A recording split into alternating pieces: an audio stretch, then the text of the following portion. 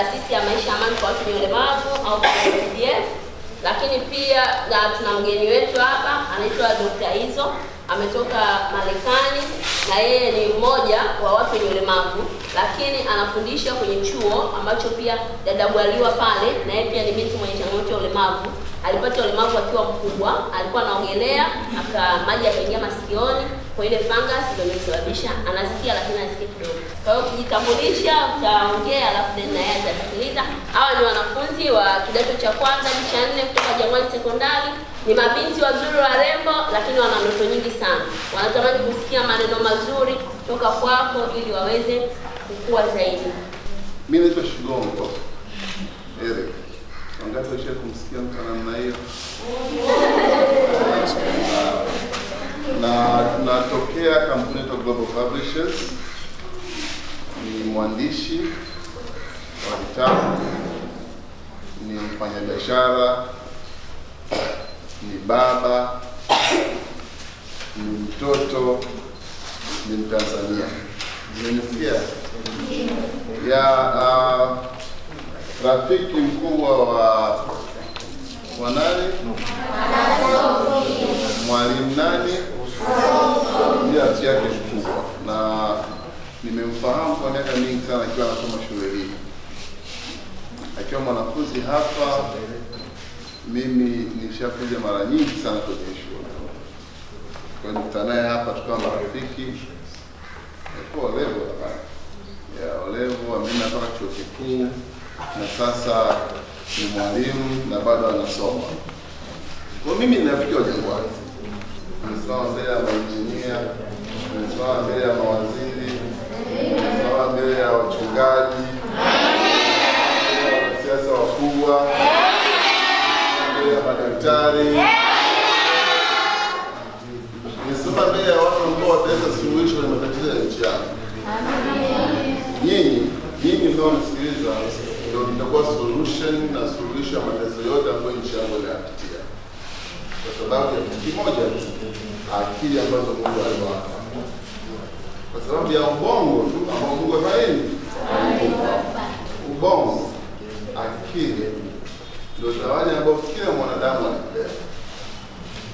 Ubongo ukitumika vizuri, ubongo ukitumika sawa sawa, unaleta majibu ya kila tatizo ambalo mwanadamu anakutana nalo. Umeelewa vizuri? Wakati wa sawa science. Yes. Mnafahamu vizuri ubongo eh? Ubongo ni kompyuta ya kipekee ambayo haijawahi kuwepo ulimwenguni. Uwezo wa ubongo ni kuchakata taarifa milioni 400 kwa sekunde moja. Unaelewa? Yaani taarifa milioni 400 kwa sekunde hizi.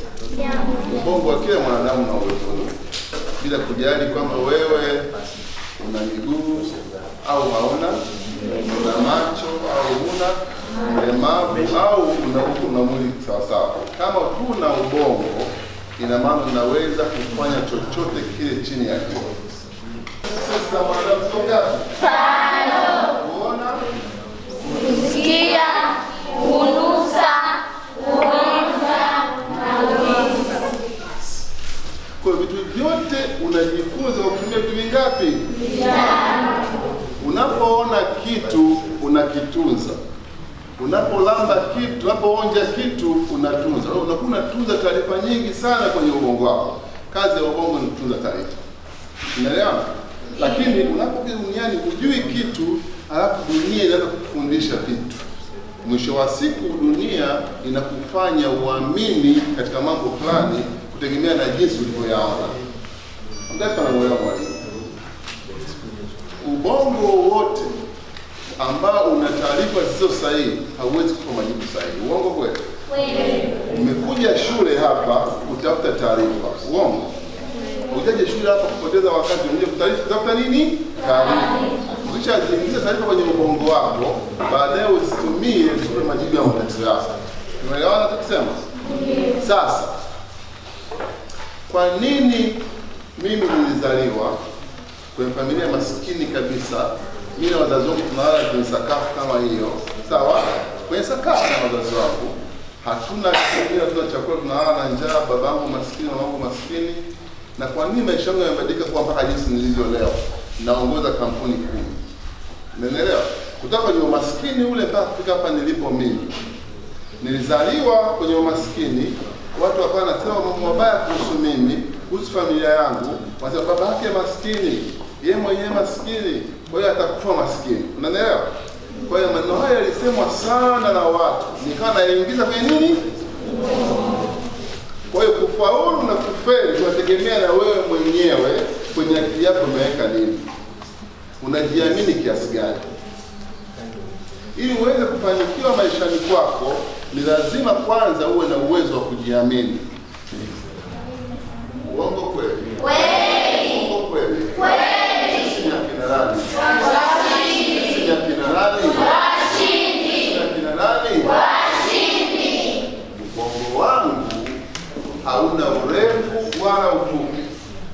Ubongo wangu hauna huyu kiziwi, huyu anasikia. Ubongo wangu kama ninajiamini naweza kufanya chochote. Mimi naitwa Pacific. Naitwa nani? Pacific. Unasoma jiografia? Ndio. Bahari kubwa kuliko ni hivi. Pacific. Basi ndio mimi ndo mwenye jina. Niliwazima na wenyewe watumie jina langu. Mimi ambacho naweza nikawashauri sana, naweza nikawaambia kitu kimoja muhimu sana. Msivunjike moyo, kweni watu ambao mko thabiti. Unajua mtu ambaye yuko thabiti? Mtu ambaye is very strong. Yaani hata kama mtu akijaribu kukuambia hivi, wewe kuwa tu strong. Yeye si ambaye amekuumba, yeye si ambaye amekuleta duniani, na yeye si ambaye anadhumuni na wewe. Mungu alipokuleta duniani anadhumuni na wewe. Sawa? Mungu anajiamini. Sawa? Kama alivyosema hapa. Hapa kuna maraisi. Yupo rais hapa, unajua kwa rais wa Tanzania nchi atakuwepo huko. Hapa kuna mawaziri wakubwa wapo tunawaona. Sawa? Hapa kuna wanasheria wakubwa tunawaona hapa. Hapa kuna na majaji wakubwa wapo hapa. Na vile vile kuna madaktari wakubwa sana ambao watakuja kutuongoza sisi wanasheria. Lakini cha msingi ni kwamba uwe mtu ambaye una msimamo, uwe thabiti, uwe mwenye kujiamini. Usiogope kusimama mbele za watu na kusema fikra zako, kwa sababu kila mtu anatakiwa heshimu fikra zako. Sawa jamani? Mimi nawapenda sana. Sana sana sana sana. Natamani siku nyingine ninapowaona.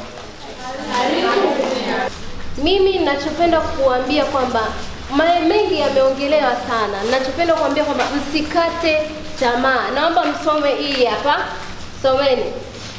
Msichana mwenye ndoto ni moto, badili kichwa, jikubali kile ulivyo. Usijione kwamba wewe ni mlemavu hawataweza kufikia malengo yako. Msichana mwenye ndoto ni moto. Umeelewana? Kwa hiyo ndoto yako ifanyie kazi yako. Wewe, kuna watu ambao wanataka kuwa madaktari, kuna watu ambao wanataka kuwa walimu, kuna watu ambao wanataka kuwa nini. Kwa hiyo usijione kwamba hauwezi. Jione kwamba unafanyaje? Unaweza. Umeelewana? Wanasema kwamba duniani kuna siku ngapi? 3. Duniani kuna siku ngapi? 3. Ambao ni jana, leo na nini? Na kesho. Jana tumekwisha iona, leo tumeiona. Je, kesho una uwezo wa kuiona? Wanasema kwamba ndoto zako itengeneze kesho yako kwa kupitia nini? Leo yako. Umeelewana? Itengeneze kesho yako kwa kupitia leo yako. Tumeelewana? Kwa hiyo jikubali vile ulivyo. Mshukuru Mungu kwa kuwa uko hivyo. Kuna kitu Mungu ameweka ndani yako. Kwa hiyo usikate tamaa. Wanasema kwamba ukiwa na ndoto utasoma kwa bidii. Umeelewana? Ukiwa na ndoto kufanyaje? Utasoma kwa bidii. Ingekuwa mimi nimekata tamaa, nisingefikia hapa. Lakini nikawa najiwekea kwamba mimi ni mtoto wa maskini. Nitafanyaje ili kuepukana na umaskini? Familia yangu ni maskini. Kila mtu ni maskini. Hakuna mtu ambaye anaweza hata akanyanyua kunipeleka sehemu moja. Lakini nikasema kwamba mimi ni msichana, nina ndoto zangu. Na naamini kwamba ndoto zangu zitakwenda kufanyaje? Kutimia. Tumeelewana Kwa hiyo tujikubali vile tulivyo na umshukuru Mungu kwa jinsi ulivyo. Kikubwa tunachotaka kufanya ni kubadilisha pia fikra za jamii yetu, kuona mtu mwenye ulemavu sio ni mtu wa kawaida kama mtu mwingine. Kwa hiyo nakuombea sana uendelee kuwa na moyo huo uendelee kusaidia na wewe. Mwalimu, uliniambia kuna yule binti alitoka Mtwara. Yuko Chekeni. Anaandikia miguu na ana rafiki yake ambaye yeye anamsaidia kwenye kila hatua anazopiga. Kwa hiyo yule rafiki yake baada ya huyu kijana kufungiwa Jangwani, ilibidi na yule rafiki yake naye apangiwe Jangwani. Kwa hiyo you can see the power of wale watu ambao wanatuzunguka jamani. Umeelewa? Kwa hiyo ni mmoja kati ya mifano ya sisi jamii ambapo tunahitajika kwa watu wenye mahitaji maalum na namna ambavyo watu wa mahitaji maalum wanahitajika kwetu. Kama yule binti ambaye amekuja kusoma Jangwani na Chekeni asingekuwa na moyo wa kusaidia, probably ndoto yake ya yeye kusoma Jangwani isingekuwepo. Si ndio kusoma Jangwani jamani ni sifa, ni privilege. Au si ndio jamani? Yeah. Haijalishi kwamba wewe uko vipi lakini tuna Mungu mmoja. Kwa hiyo tukipendana sisi kwa sisi, tuna thamani kubwa sana na hata baraka za Mungu zinaendelea kumiminika juu yetu. Haijalishi kwamba wewe mtu yuko vipi, lakini tunapaswa sote tupendane. Haipaswi tuanze kuumizana eti kwa sababu huyu ananisema hivi basi nifanye hivi. Hapana. Tuwe na moyo mzuri wa kupendana, lakini pia tuwe na moyo mzuri wa kusamehe. Mangapi tunakosewa? Sisi mangapi tunayakosa? Na sisi mangapi tunawakosea wenzetu? Kwa nini sisi tukose moyo wa huruma wa kuweza kuwasamehe wengine? Unapomsamehe mwenzako ndipo unaruhusu baraka za Mungu ziweze kutawala ndani yako. Na ndipo unaruhusu mafanikio yaweze kutawala ndani yako. Kuanzia leo ukitoka hapa, una mzazi wako, una mama, una baba alikufanyia chochote, msamehe. Tusamehe watu wote, alikuita nani, alifanya nini, wewe tusamehe kila kitu ili yale mambo yote tuliyojifunza yaweze kuingia na kuweza kukaa katika mioyo yetu vizuri. Yeye sio mtu mkubwa sana, ana mali nyingi huyu kwani? Hapana. Ni tajiri sana? Hapana. Yeye si mwanafunzi kama sisi? Lakini na yeye ana upendo, ana moyo kama wengine ambao jinsi walivyo. Lakini hajaona kwamba yeye anaweza tu akapata mafanikio peke yake, ila ameona anaweza akanyanyuka na watu wengine pia wakifanyaje? Wakinyanyuka. Na kila unapopata mafanikio, tamani upate na wengine.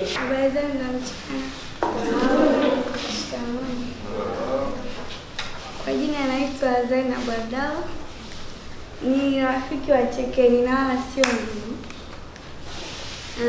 Tumesoma shule moja kuanzia darasa la 6 mpaka darasa la 7. Na bahati nzuri au mbaya tukachaguliwa shule moja. Tulivyochaguliwa shule moja ndio mpaka sasa yani haiwezekani leo unamwona mtu anahangaika afu na wewe yani unamwona afu unashindwa kumsaidia. Hiyo kitu haiwezekani. Ukiangalia umesoma naye shule moja, kwa hiyo inakuwa kama mmejuana. Nikajitoa kwa moyo wangu, silipwi na mtu yoyote wala yani cha kwanza tujue kwamba ni nini, sio ndugu bali tu ni marafiki na binadamu wote yani tuko sawa. Sio kwamba tunamwona huyu yuko hivi na huyu yuko hivi basi ukasema kwamba huyu mimi sio ndugu yangu sio nini nampotezea. Hapana. Kwa hiyo ni kweli naomba hata wenzangu yani wenzangu tuwe jamii na ushirikiano, tuwe tunapendana. Ukimwona mwenzao ana shida yani jitoe kwa moyo wako mmoja. Sio kwamba tuseme kwa sababu sina ndugu yangu hatujuani kwa chochote, sijui rangi, sio yani hivyo, lakini tuwe na ushirikiano.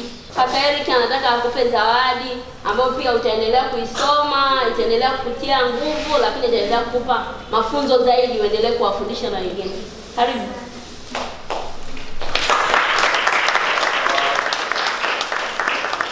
Kwanza kabla sijakupa kitabu, naomba nizungumze maneno mawili au matatu.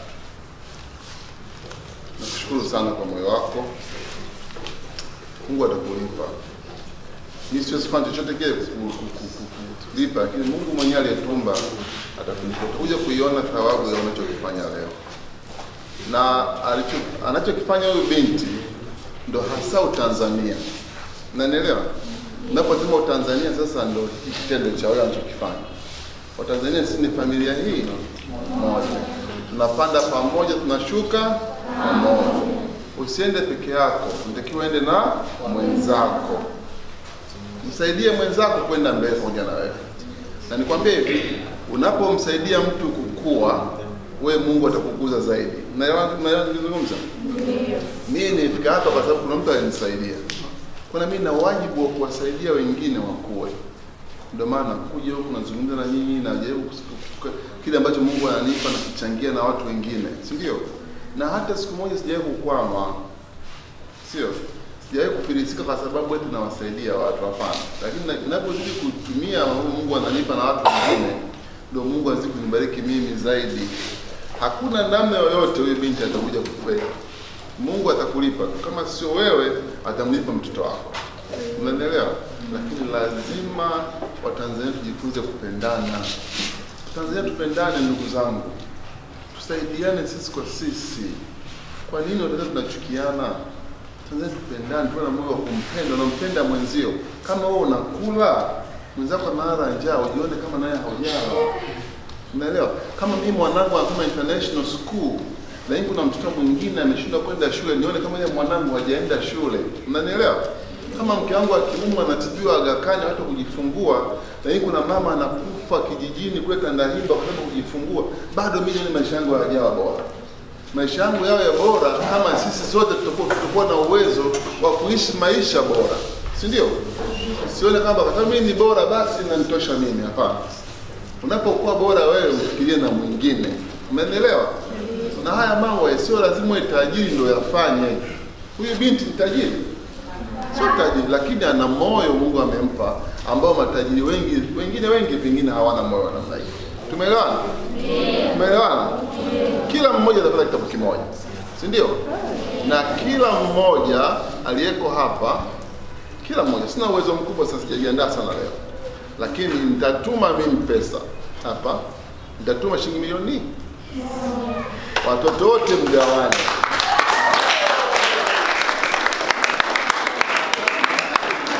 Huo ndio upendo, na hiyo ndio maana ya kuishi pamoja kama nini? Kama ndugu. Tumeelewana? Mungu akiwasaidieni katika maisha yenu, Mungu akiwafikisha juu katika maisha yenu, mwakumbuke wahitaji. Umeelewa? Lakini hata kabla hujafika huko, amezungumza Madam Sophia, sasa hivi hapo ulipo una kitu cha kumsaidia mtu. Umeelewana? Maka usifikie mpaka nitajirike, mpaka niite hapo ulipo na kitu cha kumsaidia mwenzako. Akiwa naumwa, mpe pole. Si ndio? Akiwa anahitaji maji, kamchukulie maji. Akitaka kuogeshwa, muogeshe. Mungu anahesabu sana vitu vidogo vidogo kuliko hata vikubwa. Unanielewa? Kwa mimi ndani nikushukuru tu binti. Zainabu, naomba nikushukuru sana. Asante, nitakupa kitabu kama zawadi. Na nitakupatia wewe mwenyewe peke yako shilingi 50,000.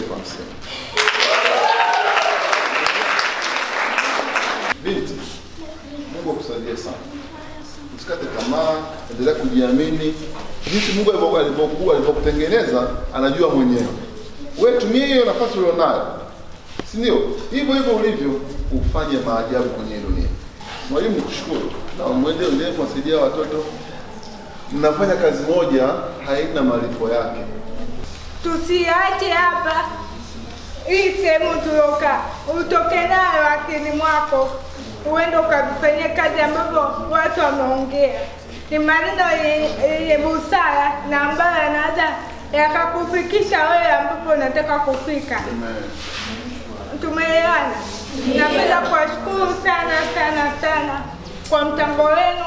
Kwa niaba ya wenzangu, kwa jina naitwa Irene Ngera, ni kiongozi msaidizi wa watu wenye mahitaji maalum shule ya sekondari Jangwani.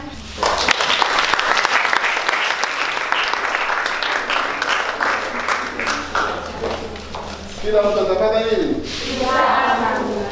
Mkivuruka usikasirike. Kwa sababu wote mtapata nini?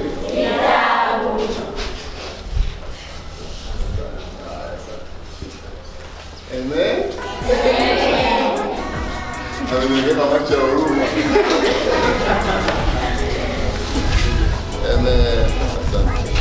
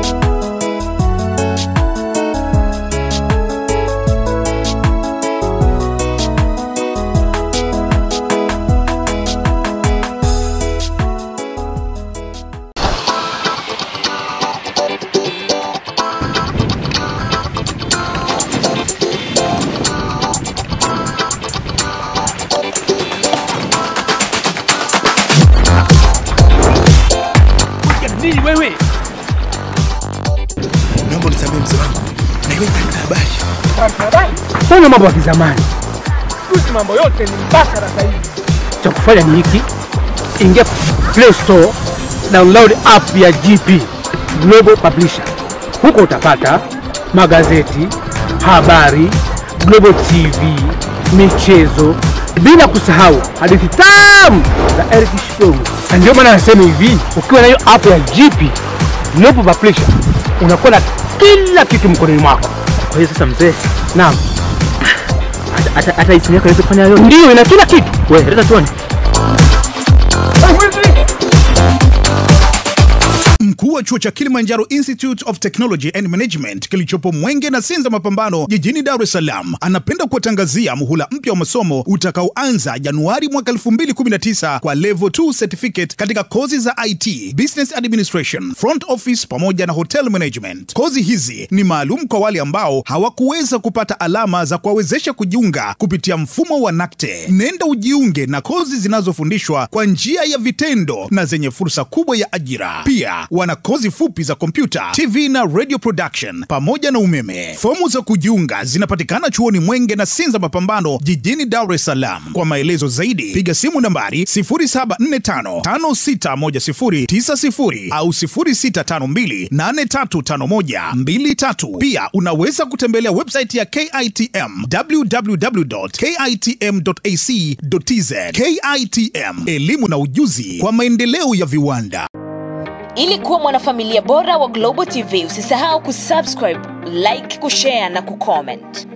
Baada ya kusubscribe, bonyeza alama ya kengele ili kupata taarifa kwa kila video inayopanda Global TV Online.